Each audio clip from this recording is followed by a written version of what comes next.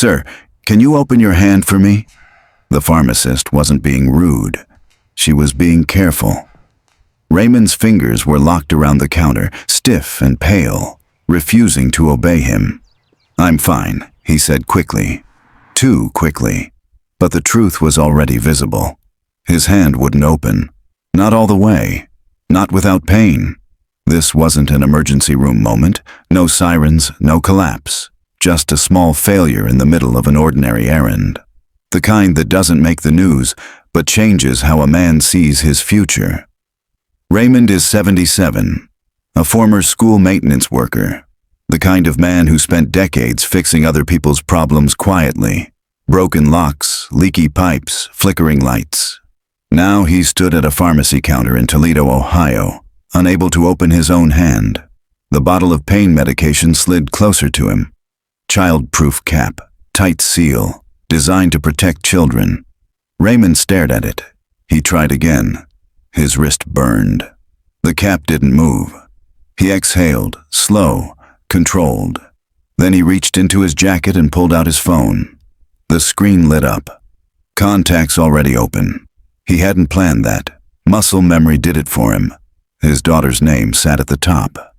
Raymond didn't press call, because the last time he did, the answer came fast and gentle and distant all at once.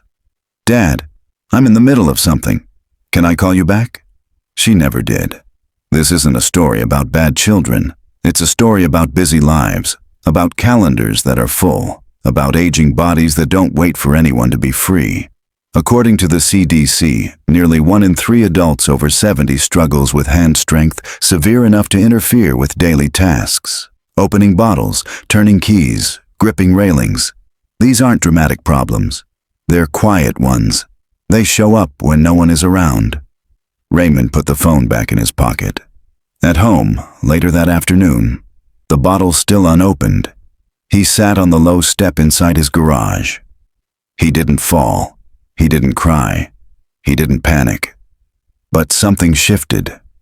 Because this wasn't about pain anymore. It was about timing. His body had crossed a line before his family even knew it was close. That's the part no one prepares you for.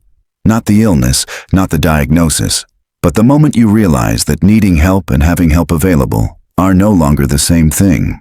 A 2024 Pew Research report found that over 68% of Americans aged 65 and older hesitate to call their adult children for help with daily health-related tasks, not because they don't trust them, but because they don't want to interrupt their lives.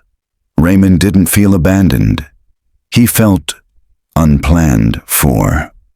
He looked around the garage. Tools on the wall. Shelves he'd built himself years ago. Everything here assumed strong hands. Steady balance. A body that could recover overnight. That body was gone. And the question sitting in the silence wasn't emotional. It was practical. If his health continued to fail quietly, one joint, one grip, one movement at a time, what exactly was going to hold him up when no one was immediately available? Today, I'm going to share 5 things that will hold you up. Not your spouse, not your children. These 5 things. If this resonates, hit that like button and comment your age. Let's begin. Raymond stayed there longer than he meant to, the unopened bottle beside him, the cold seeping through the concrete. Because once that question appears, it doesn't leave, and it doesn't wait for an answer. Next, Raymond begins to understand that this moment wasn't a crisis. It was a signal. What happened to Raymond isn't rare. It just usually happens quietly. In today's America, most adult children don't live down the street anymore. They live 2 states away, sometimes 3 time zones away. They build careers that demand availability, flexibility, speed. They raise children of their own. They juggle mortgages, student loans, childcare costs, medical insurance. Their days are packed wall to wall, not with bad intentions, with responsibility. Meanwhile, their parents are still standing, still driving, still paying their bills, still saying, "I'm fine." That's the illusion. Because many older Americans are not poor. They are not seriously ill. They are not in crisis. They are simply no longer synchronized with anyone else's life. According to the U.S. Census Bureau, more than 56% of adults over 70 live independently without daily assistance. On paper, that looks like success, independence, strength. But independence comes with a hidden cost. When something small goes wrong, there's no automatic backup, a stiff hand, a missed step, a medication bottle that won't open. These moments don't qualify as emergencies. They don't trigger systems. They don't summon help. They just force a pause. And during that pause, many older adults ask themselves the same question Raymond did, without ever saying it out loud. Who exactly is available for me right now? Here's the part no one likes to admit. Most adult children love their parents deeply. They just can't organize their lives around them. A 2023 AARP survey found that nearly 72% of Americans aged 65 and older do not expect their children to provide full-time care if their health declines. Not because of resentment, not because of distance alone, but because they understand the math. Care requires time. Time requires flexibility. Flexibility is expensive. Modern life doesn't leave much room for unscheduled needs, especially slow, unpredictable ones like aging. So older parents adapt. They stop calling for small things. They downplay discomfort. They say, it's nothing when it's something. Not to protect their pride, but to avoid becoming a burden. This is the quiet bargain of aging in America. No one is cruel. No one is absent on purpose. But relying on adult children means waiting until they are free. And freedom is rare. The problem isn't family breakdown. The problem is timing. Health doesn't decline on evenings or weekends. It doesn't check calendars. It doesn't respect deadlines. It arrives when it arrives. And when it does, love alone isn't enough. Raymond didn't stop believing in his daughter that day at the pharmacy. He stopped believing that love guaranteed availability. That realization doesn't break families, but it does change how an older person plans their life. Because once you accept that help may come late, or not at all, you face a choice. You can wait, or you can build something that doesn't require waiting. And that decision, made quietly and without ceremony, is where Raymond's story truly begins. Next, Raymond takes the first step toward rebuilding a life that doesn't depend on perfect timing. Raymond didn't confront anyone. He didn't make a speech. He didn't demand change. There was no argument, no family meeting, no dramatic turning point that anyone else could see. What changed happened privately. Raymond still answered his daughter's texts the same way. Still asked about her work. Still listened more than he talked. His voice didn't harden. His love didn't shrink. But one habit disappeared. He stopped organizing his life around someone else's availability. No more waiting to schedule things until she has time. No more putting off decisions in case help might be offered. No more assuming that if something went wrong, someone would step in. That assumption had been expensive. Not emotionally, practically. It had kept him passive, delayed, unprepared. And Raymond understood something that many people realize too late. If you build your life around someone else's schedule, you don't actually have a life. You have a holding pattern. According to a study published in The Gerontologist, older adults who rely primarily on family availability for daily support are significantly more likely to delay preventive changes, home safety upgrades, mobility planning, health adjustments, until after an incident occurs. Raymond didn't want to learn the hard way. He looked at the unopened bottle again that evening. Not with frustration, with clarity. If his body was going to change on its own timeline, then his life needed to stop waiting for permission. That didn't mean isolation. It meant preparation. And that decision, quiet, unannounced, and irreversible, became the foundation for everything that came next.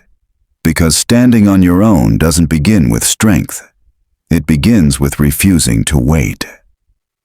Next, Raymond makes his first concrete move, changing the one place that was quietly working against him every single day. This was the first anchor Raymond built. The first of 5. Not because it was inspiring, but because it was unavoidable. Raymond bought his house in 1978, back when his knees were strong and his grip didn't fail without warning. Back when stairs meant nothing and concrete floors felt solid, not dangerous. Today, that same house was quietly working against him. The front steps were tall, the rise between them just a little too steep. The garage floor stayed slick even when it looked dry. The lighting was soft and yellow, comfortable, nostalgic, and useless at night. None of it was broken. That's what made it dangerous. According to the National Institute on Aging, over 80% of falls among adults over 70 happen at home, and most of them occur in familiar spaces, places people stop paying attention to. Raymond didn't fall, but he came close. One evening, carrying a small box from the car, his foot slid just enough on the garage floor to force a sudden grab at the wall. His hand missed. His shoulder slammed instead. No injury, no hospital, no phone call to his daughter. But standing there afterward, heart pounding, Raymond finally said the sentence he'd been avoiding. "This house was built for a younger man, not for who I am now." That wasn't bitterness, it was accuracy. So he stopped pretending nostalgia was safety. The changes he made weren't dramatic. He installed a handrail where pride had told him he didn't need one. He replaced soft bulbs with bright motion-activated lights that didn't wait for steady fingers. He cleared shelves filled with tools and boxes he hadn't touched in years, items that existed only to be tripped over. Each change felt small. Together, they rewrote the rules of the space. Studies published in the Journal of Safety Research show that simple environmental modifications, better lighting, grab bars, decluttering, can reduce fall risk by up to 35% in older adults. Not through strength, through alignment. Raymond wasn't making his home look better. He was making it honest. He noticed something unexpected after the changes. He moved differently. Not cautiously, not fearfully, confidently. Because when your environment stops testing you, your body relaxes. Your mind follows. This wasn't about aging in place. It was about aging without constant negotiation. Raymond understood then what many people don't realize until after an accident. Independence doesn't begin with willpower. It begins with removing obstacles. A beautiful house that sends you to the hospital isn't beautiful. A modest home that lets you stand up on your own every morning is priceless. That's the first anchor. Not wealth, not help, not luck. A living space that doesn't ask you to be younger than you are. And once Raymond felt that stability, once his own home stopped pushing back, he was ready to build the second anchor. Because a safe environment keeps you upright, but it doesn't teach you how to move forward. Next, Raymond realizes that staying independent requires more than safe walls. It requires skills he never thought he'd need. The second anchor didn't come from money. It didn't come from strength. It came from competence. Once Raymond's home stopped working against him, another truth became impossible to ignore. A safe space means nothing if you can't operate inside it on your own. For most of his life, Raymond avoided anything that required asking for help with technology. Not because he couldn't learn, but because he didn't want to bother anyone. That instinct had worked when his body was reliable. Now, it was a liability. The first lesson came back to the same bottle of medication. This time, instead of calling his daughter, Raymond sat at the kitchen table with his phone and searched local pharmacy delivery. The app was clumsy. The text was small. His hands weren't steady. It took him nearly 40 minutes to set up the account. He almost quit twice, but when the confirmation screen appeared, delivery scheduled for tomorrow, Raymond didn't feel proud. He felt relieved, not because the medicine was coming, but because no apology was required. That became the pattern. He learned how to schedule a repair visit online instead of waiting weeks to mention it to family. He learned how to check his bank balance without asking if a payment had gone through. He learned how to reorder essentials without timing his needs around someone else's availability. Each task felt slow, awkward, inelegant. At first, According to the Pew Research Center, more than 61% of Americans over 70 say they feel anxious using digital services. Yet those who learn even basic functions report significantly higher confidence in managing daily life independently. Confidence, not convenience, was the real payoff. Raymond noticed the change in how he spoke. He stopped saying, "Whenever you have time." He stopped saying, "If it's not too much trouble." Those phrases disappear when you don't need them. He understood something important then, something rarely said out loud. Dependence doesn't always come from weakness. Sometimes it comes from outdated habits. Raymond wasn't trying to become tech-savvy. He was trying to remove friction. Every task he mastered reduced the number of situations where he'd have to explain himself, justify his needs, feel like an interruption. That mattered more than speed. A 2022 study in the Journal of Aging and Social Policy found that older adults who develop self-service skills, digital or otherwise, are 40% less likely to delay care or maintenance, not because they don't need help, but because they don't fear the process. Raymond wasn't chasing independence as an idea. He was building independence as a system, one skill at a time. And slowly, a sentence began to take shape in his mind. Not dramatic, not emotional, just precise. Every task I can handle myself is one less reason to disturb someone else's life. That was the lesson. Independence isn't about being tough. It's about being prepared. It's about reducing the number of moments where you stand still, phone in hand, waiting for someone to be free. By the time Raymond finished building this second anchor, something subtle had changed. He no longer felt behind, he felt current, and that gave him the confidence to take the next step, one that had nothing to do with walls or apps, but everything to do with being seen. Next, Raymond discovers that independence doesn't mean disappearing. It means having a place where your absence is noticed. The third anchor surprised Raymond. He didn't find it by searching for meaning. He found it by filling an empty space. After fixing his home and learning to manage his own needs, Raymond noticed something else. His days were smoother, but quieter. Efficient, but invisible. Independence had solved the practical problems. It hadn't answered a deeper one. Where exactly did he belong now? Raymond didn't want a title. He didn't want a meeting. He didn't want to explain himself. So when the church bulletin mentioned a need for someone to help guide cars on Sunday mornings, he signed up without thinking too hard about it. The job was simple. Stand near the parking lot. Wave people in. Point them toward open spaces. No pay, no uniform, no training, just presence. The first Sunday, a few people nodded at him. Someone said, "Morning." Another said, "Thanks." That was it. But by the third week, something changed. People didn't nod anymore. They greeted him.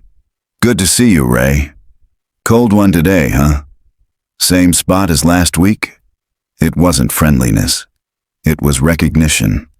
According to research published in the Journal of Community Psychology, older adults who maintain even low-responsibility social roles, positions with regular visibility but minimal pressure, show lower rates of loneliness and cognitive decline, not because of social depth, but because of predictability. Raymond felt that predictability settled in. Sunday mornings had shape now. He knew where to be. He knew what was expected. And most importantly, someone noticed if he wasn't there. That happened once. A stomach bug kept him home. Nothing serious. Just enough to stay in. The following Sunday, as he walked back into the parking lot, a woman from the choir stopped him. "Where were you last week? We missed you." She didn't mean it dramatically. She meant it factually. And that distinction mattered. Raymond realized something in that moment that years of family dinners hadn't taught him. Being needed doesn't require importance. It requires consistency. He wasn't essential, he was dependable. There's a difference.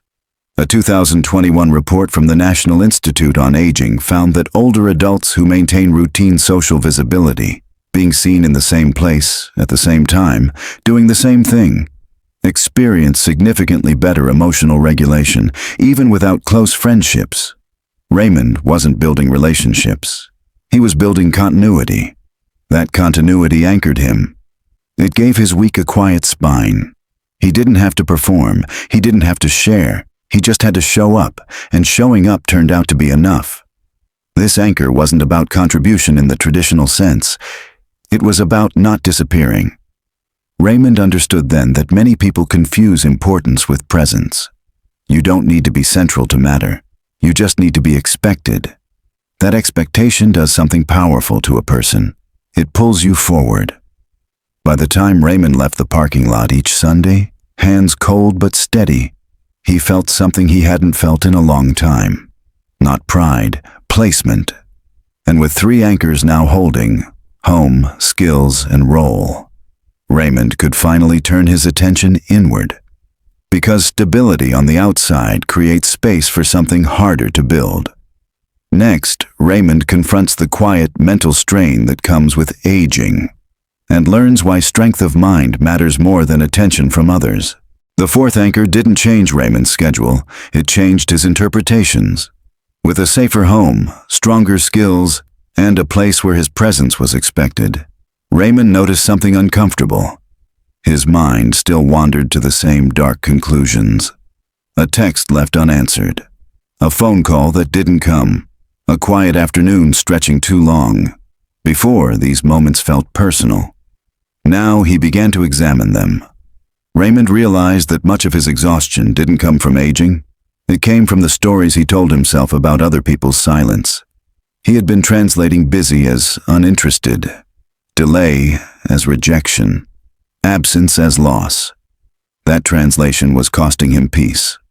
According to the American Psychological Association, older adults are more likely to experience rumination, replaying unanswered interactions, especially during periods of reduced social contact. Not because they are fragile, but because time creates space for assumptions. Raymond decided to stop filling that space with pain. He practiced something simple and surprisingly difficult. He stopped assigning meaning where there was none. When his daughter didn't call back, he didn't rewrite the relationship. When a neighbor waved less, he didn't assume distance. When a day passed quietly, he didn't label it lonely. He let silence be neutral. That shift changed everything. He also stopped comparing his present to his past. The man who could work 12-hour days, the man who carried ladders without thinking, the man who never planned around his body. That comparison had no winner.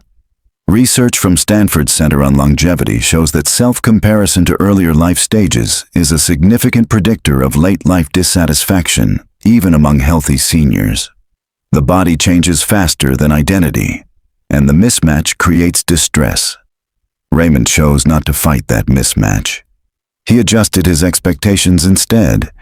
He learned to ask better questions, not, "Why don't they need me?" but, "What do I need to stay steady?" Not, "Why didn't they call?" but, "What am I assuming right now?" Over time, his reactions softened. He slept better. He spoke more slowly. He stopped rehearsing conversations that never happened. One evening, sitting alone at the kitchen table, Raymond said the sentence out loud for the first time. Not to anyone else. Just to himself. "I don't need anyone to prove that I matter. I need calm." That wasn't resignation. It was discipline. Mental resilience isn't pretending you don't care. It's refusing to punish yourself for things you can't control. Raymond understood now that attention is unpredictable. Peace isn't. And when peace becomes your priority, other people's behavior loses its power over you. This anchor didn't make Raymond happier in a loud way. It made him quieter, more stable. And that stability prepared him for the final anchor, one that had nothing to do with independence and everything to do with not fading out. Because even the calmest mind still needs to be seen. Next, Raymond builds the 5th and final anchor, connection without dependence. The 5th anchor was the quietest one. No paperwork, no commitments, no explanations. Just a booth by the window. Every morning, Raymond walked into the same diner a few blocks from his house. Same time, same order. Black coffee, 2 eggs, toast he barely touched. At first, It was just habit. Then it became something else. There were 3 other men who showed up most mornings, all past 70, all living alone. No one asked personal questions. No one told long stories. They talked about the weather, about last night's baseball game, about gas prices going up again. That was it. No one asked how Raymond was really doing. And strangely, that made it easier to breathe. There's a kind of connection that doesn't demand anything from you. No emotional labor, no explanations, no catching up. Just recognition. Morning, Ray. Same as always? Did you see the score? According to research from the University of Chicago's National Opinion Research Center, older adults who engage in frequent, low-intensity social interactions report lower stress levels than those who rely only on close emotional bonds. Not because depth is bad, but because depth requires energy. Raymond wasn't conserving energy. He was protecting it. Some mornings one of the men didn't show up. No announcements, no concern texts, just an empty chair. And someone would say, "Haven't seen Frank today." That was the entire sentence. But that sentence mattered, because it meant absence was noticed. Raymond understood something then that had taken him years to learn. You don't need people to understand you to feel real. You just need people to register that you exist. These men didn't know his story. They didn't know about the bottle he couldn't open. They didn't know about the handrail he installed or the app he struggled through. And they didn't need to. There was no pressure to perform strength, no need to explain weakness, just presence. In a culture that often confuses connection with disclosure, this kind of relationship is underestimated, but for older adults, it's often the most sustainable. A 2022 study in the Journal of Aging and Health found that seniors who maintain regular, low-demand social contact, brief conversations, familiar faces, repeated routines, experience lower feelings of invisibility than those who pursue fewer but emotionally intense relationships. Raymond wasn't building friendships. He was building continuity. Every morning he showed up, he anchored himself to the world again. Not loudly, not dramatically, just enough to stay visible. And that visibility did something profound. It reminded him that independence doesn't mean isolation. It means choosing connection that doesn't drain you. As Raymond paid his check and stood up to leave, one of the men nodded toward the door. "See you tomorrow." Not a promise, not a plan, an expectation. That was the final anchor. Not being needed, not being leaned on, just being expected. Raymond stepped back into the cold, coffee warming his hands, and felt something settle into place. He didn't need anyone to carry him. He didn't need anyone to save him. He just needed a few places in the world where his absence would be noticed. And with that, all 5 anchors were finally set. Next, a phone call comes, one that tests everything Raymond has quietly built. The call came on an ordinary evening. No warning, no build-up. Raymond was rinsing his coffee cup at the sink when his phone vibrated on the counter. He didn't rush. He dried his hands first. His daughter's name lit the screen. This time, he answered. "Dad," she said, and there it was. The familiar mix of warmth and hurry. "I'm sorry, I've been so busy lately." Raymond didn't tighten. He didn't prepare a response. He listened. She explained a little. Work deadlines, kids' schedules, the usual reasons, real reasons. When she paused, waiting for something, reassurance, maybe disappointment, Raymond spoke. "It's okay," he said. Calm, even. "I'm doing fine." There was a brief silence on the line. Then he added, without emphasis, without drama, "I've got my own life now." The words surprised her. Not because they were harsh, but because they didn't ask for anything. Raymond didn't explain the anchors. He didn't describe the changes. He didn't list the ways he'd learned to stand on his own. He didn't need to. This wasn't a negotiation. It wasn't a release of resentment. It was an update. The tone of the call shifted. They talked for a few more minutes, about nothing important, about something small, about when they might talk again. But the weight was gone. For the first time, Raymond noticed something new. The call wasn't carrying his survival on it. He wasn't hoping for rescue. He wasn't measuring her availability. He was simply present. When they hung up, Raymond stood in the quiet kitchen and noticed how his body felt. Steady, not relieved, not disappointed. Just balanced. That was the difference. When a relationship stops being a lifeline, it becomes something else. Something lighter. Something honest. And for the first time in a long while, Raymond understood that this call hadn't come from need. It came from choice. Raymond still loves his daughter. That never changed. He still listens when she talks. He still worries when she sounds tired. He still hopes she's doing well. But one thing is different now. He no longer needs her in order to stand. That difference didn't create distance. It created balance. What Raymond built wasn't dramatic. It didn't look like strength the way movies show it. There was no heroic moment, no applause, just honesty. Honesty about his body. Honesty about time. Honesty about the limits of other people's availability. Over time, 5 anchors quietly took shape. A living space that stopped fighting him, adjusted to who he is now, not who he used to be. Practical skills that removed the need to ask, small abilities that prevented big apologies. A modest social role. Nothing impressive, just a place where his presence was expected. Mental resilience, the discipline to stop turning silence into rejection and aging into failure. And light, steady connections. Familiar faces, simple conversations. Proof that he hadn't faded from the world. None of these anchors replaced family. They relieved it.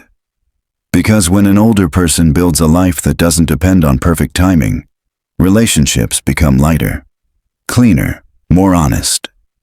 Raymond didn't stop loving. He stopped waiting. His life isn't louder now. It isn't bigger. It's steadier. And that steadiness gave him something precious. Not independence from people, but independence within relationships. So let me ask you something. Quietly, honestly. Which of these 5 anchors do you already have in your life? And which ones are you still waiting for someone else to provide? Leave a comment below, not to explain yourself to anyone else, but to be honest with yourself. And if this story helped you see aging a little more clearly, or helped you understand your own heart a little better, consider subscribing. Because next time, I'll be sharing 5 everyday foods that research shows can support heart recovery after 70. Simple, affordable things most people overlook. You won't want to miss that. Thank you for spending this time with me. And please, take care of your heart.